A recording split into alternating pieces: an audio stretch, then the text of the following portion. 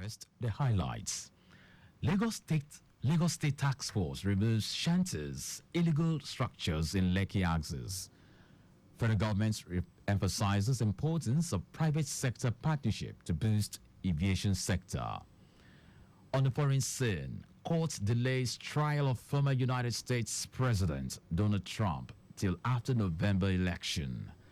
And in sport, defender Olisa Nda craves playing time for Super Eagles ahead 2025 AFCON qualifying matches against Benin Republic, Rwanda. Now the details. I am John Omoaka.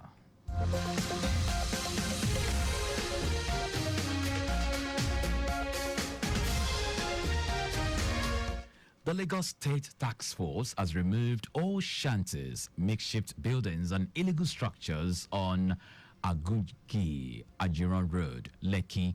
Speaking at the scene of the clearing out exercise, chairman of the agency, Adetayo Akerele, said the occupants of all illegal structures in the area had been warned severally and were served eviction notices 2 weeks ago, but decided to remain at the location.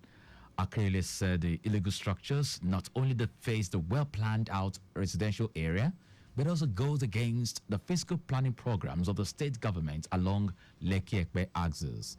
He assured Lagosians that the exercise is going to be continuous as more shanties scattered along other parts of Lekki axis have been served removal notices, appealing to the occupants to vacate the shanties and pull down any form of illegal structures in those areas or risk having them forcefully demolished by the agency. Lagos State Ministry of Energy and Mineral Resources, through its Office of Mineral Resources, has hosted a stakeholders engagement to address the growing concerns about sand-related challenges impacting infrastructure and environment in the state. In a welcome address, the permanent secretary in the ministry, Abiola Kushegbe, who emphasized the state's dedication to becoming a model 21st century city, highlighted the state government's efforts to develop sustainable energy solutions and responsibly manage mineral resources. Kushegbe also stressed the ministry's mission to attract investment in the energy and mineral sectors, positioning Lagos as a global leader on the Livability Index. It is expected that all and sundry must organize themselves in a way that will not be detrimental to the community in which they are operating. As we deliberate on strategies, challenges, and way forward, I urge us to have a collective passion and commitment to build a mineral resources sector. The chairman of the House Committee on Energy and Mineral Resources, Sabo Oluwa, also spoke at the event, highlighting the significance of the solid mineral sector and the importance of collaboration in addressing the environmental and infrastructural problems caused by sand deposits on Lagos roads. Earlier, Special Advisor to the Governor on Energy and Mineral Resources, Okonlawon Olowu, emphasized the need for proper regulation of sand transport, particularly focusing on the dangers posed by overloaded trucks. Olowu stressed the importance of adhering to load limits, ensuring that sand transporters pay the required fees, and following state regulations to promote sustainable practices. We have given information on the rules of engagement and our guidelines, which they have. Every one of them that register with us, they have these rules of engagement. But we have found over time that it is less than 60 or 70% compliance. And that prompted us to look at calling them for an interaction section, which is what we are going to do. The event or the theme, the menace of sand on our roads and its environmental impact, had in attendance various stakeholders, including representatives from different ministries, agencies, associations, and traditional leaders. The Ekiti State government has announced the discontinuation of lacterites as a base material for road construction, mandating contractors to use crushed stone to improve road durability. This policy shift, introduced since Governor Biodun Oyebanji's administration began on October 16, 2022, aims to ensure long-lasting roads and better value for public spending. During the media tour of key projects, the State Commissioner for Works, Adeshola Adebayo, stressed that substandard work would not be tolerated, adding that all road projects would be rigorously monitored for compliance with contract terms. He highlighted 19 ongoing road projects.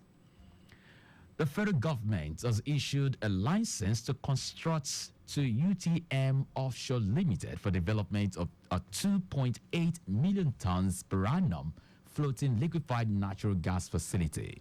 This historic project, the first of its kind in Nigeria, aligns with the government's ongoing efforts to boost gas production, distribution, and utilization under the Decade of Gas Initiative.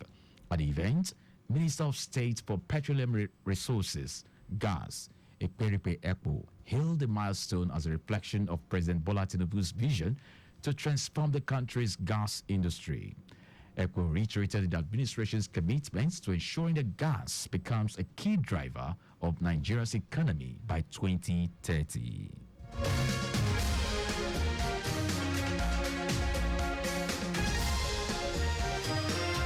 And now to the rest of the stories. Minister of Aviation and Aerospace Development, Festus Keyamo, has emphasized the importance of sustained partnerships with the private sector to ensure Nigeria's airports remains competitive and capable of meeting the demands of a rapidly evolving global aviation industry. Keyamo stated this during an inspection of ongoing infrastructure upgrades at the E-Wing of the Muritala Mohammed International Airport, MMIA, in Lagos. He also officially launched the Federal Airport Authority of Nigeria, FAN, Private Sector Collaboration Renovation Program during the visit.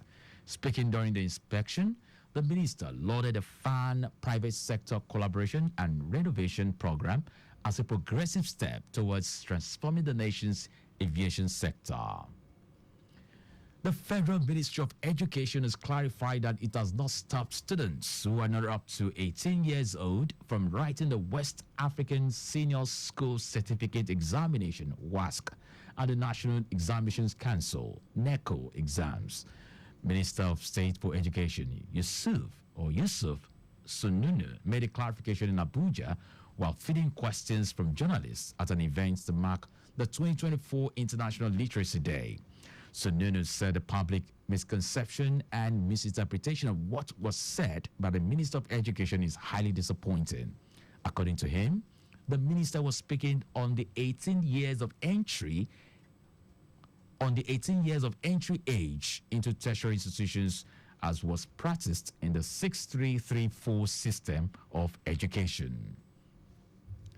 Nigeria's Ministry of Communications, Innovation and Digital Economy and the United States Department of State are set to convene about 300 stakeholders in Lagos for the Global Inclusivity and Artificial Intelligence Africa Conference. During this Pan-African conference, senior U.S. government officials will join tech policy leaders, private sector executives, civil society members, and academia to discuss opportunities and challenges in the development, deployment, and use of AI. The conference will include plenary and breakout sessions, site visits, panel discussions, and networking events that will help participants identify and harmonize tech governance strategies that ensure AI is adopted and advanced in a way that protects the public from potential harm. This conference represents a significant step in U.S.-Nigeria relations and builds on the positive momentum from U.S. Secretary of State Antony Blinken visits to Nigeria in January. And now to foreign news. Former United States President Donald Trump's sentencing in his Manhattan hush money criminal trial has been postponed until after the November election. Justice Joan McCann on Friday delayed the sentencing to 26th of November, citing the unique time frame this matter currently finds itself in among its reasons. Lawyers for Trump, the Republican presidential candidate, have used several legal maneuvers to delay the sentencing, which was scheduled for 18th of September. A New York jury convicted Trump in May on 34 felony counts of falsifying business records, the first time a sitting or former president has been convicted of a crime. Trump could face a sentence of up to 4 years in prison, but Justice McCann also has the discretion to impose a punishment of a fine, probation, or a short jail term. Now, sports. Defender Olisa Nda has expressed hopes that he will get a chance to feature in the Super Eagles 2025 Africa Cup of Nations qualifying fixtures against Benin Republic and Rwanda. Nda is back in the Super Eagles after he was snubbed by national team selectors for a few years. The 26-year-old earned his invitation on the back of his impressive display for South African club Orlando Pirates. The centre-back will compete with the likes of Captain William Truss Ekong, Semi Ajayi, and Calvin Bassey for a starting berth in the team. He noted that what is important is the team's success and thinks that the focus as a nation and as a unit is to be able to win the game on Saturday. The Super Eagles will face the Cheetahs of Benin Republic on Saturday. And that's our news at 9. But just before we go, maintain adequate distance from the vehicle ahead of you to avoid collision. You can follow us and like all our various social media platforms. X at Traffic Radio 961. Facebook, Lagos Traffic Radio 96.1 FM. Instagram, Lagos Traffic Radio 961. Subscribe and watch our news and programs live on YouTube at Traffic Radio 961. You can also visit our website, www.trafficradio961.ng. Did you know that the Sanwo-Olu administration, Loma, launched the Lagos State Blue Box Recycling Initiative? You can get more details on the Lagos State Government website. To end the news, here are the highlights of the major stories.